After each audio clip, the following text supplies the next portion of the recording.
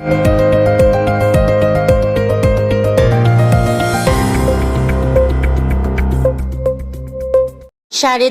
মাসে 4 শতাধিক আন্দোলনের মুখোমুখি অন্তর্বর্তী সরকার।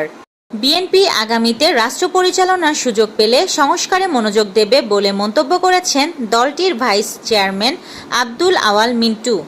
র্যাপিড অ্যাকশন ব্যাটালিয়নের র্যাব মহাপরিচালক পদে দায়িত্ব পালনের সময় বেনজির আহমেদ গুমে জড়িত কর্মকর্তাদের উৎসাহিত করতেন।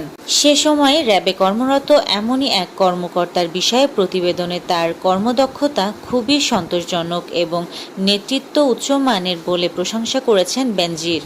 ওই কর্মকর্তা বর্তমানে বাংলাদেশ সেনাবাহিনীতে ব্রিগেডিয়ার হিসাবে কর্মরত রয়েছেন। জাতীয় নাগরিক পার্টি বা এনসিপি রাজনৈতিক দল হিসাবে নিবন্ধনের জন্য নির্বাচন কমিশনে আবেদন করে জাতীয় ফুল শাপলা প্রতীক চাওয়ার পর থেকে এ নিয়ে পক্ষে বিপক্ষে নানা আলোচনা দেখা গেছে ফেসবুক ও বিভিন্ন সামাজিক যোগাযোগ মাধ্যমে। আধিপত্য বিস্তারকে কেন্দ্র করে ঢাকা দক্ষিণ সিটিতে ইশরাক সমর্থিত 2 গ্রুপের মধ্যে এক রক্তক্ষয়ী সংঘর্ষে অন্তত 10 জন আহত হয়েছেন। তাদের মধ্যে 5 জনকে ঢাকা মেডিকেল কলেজ হাসপাতালে নেওয়া হয়েছে। বাংলাদেশের উত্তরাঞ্চলীয় জেলা লালমনিরহাটের সদর থানার ঘোষলা বাজার এলাকার সনাতন ধর্মাবলম্বী 2 ব্যক্তিকে ইসলাম ধর্ম অবমাননার অভিযোগ তুলে স্থানীয় একদল ব্যক্তি হেনস্থার পর পুলিশ তাকে আটক করেছে। ঠাকুরগাঁয়ে ভিআইপি অটোমোবাইল পরিবহনের একটি বাসের ধাক্কায় স্কুলে যাওয়ার পথে নিহত হয়েছেন বাবা মেয়ে। এই প্রকল্পের ব্যয় ধরা হয়েছিল 551 কোটি টাকা। এর মধ্যে 234 কোটি টাকাই ধরা হয়েছে এসব কিশোর কিশোরীর নাস্তার খরচ হিসাবে। প্রকল্পটির প্রথম সংশোধিত প্রস্তাব আজ মঙ্গলবারের একনেক সভায় অনুমোদনের কথা রয়েছে। পরিকল্পনা কমিশন সূত্রে এসব তথ্য জানা গেছে।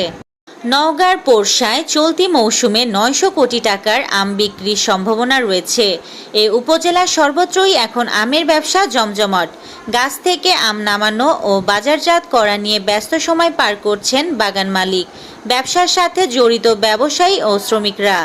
ইরানের সাথে ইসরায়েলের যুদ্ধবিরতির ঘোষণা আসার পর গাজায় 20 মাসেরও বেশি সময় ধরে চলে আসা যুদ্ধ বন্ধের আহ্বান জানিয়েছেন ইসরায়েলি বিরোধী নেতা ইয়ার লাপিদ। সামাজিক যোগাযোগ মাধ্যমে এক্স প্ল্যাটফর্মে তিনি লিখেছেন, আর এখন গাজা, সেখানেও যুদ্ধ শেষ করার সময় এসেছে। জিম্মিদের ফিরিয়ে দাও, যুদ্ধ শেষ করো।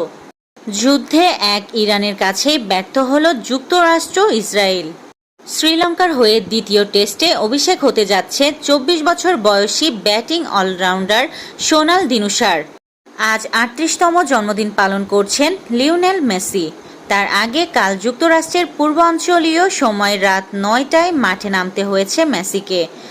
বাংলাদেশ সময়ে আজ সকালে ক্লাব বিশ্বকাপে শেষ 16-এ ওঠার ম্যাচে মেসির ইন্টার মায়ামি মুখোমুখি হয়েছিল ব্রাজিলিয়ান ক্লাব পালমেইরাসের। ম্যাচে 2-0 গোলে এগিয়ে থেকেও শেষ পর্যন্ত 2-2 গোলে ড্র করেছে মেসির মায়ামি। এই ছিল আজকের শীর্ষ সংবাদ। ছিলাম আমি ইয়াসমিন আক্তার, সুরমা টিভি 24।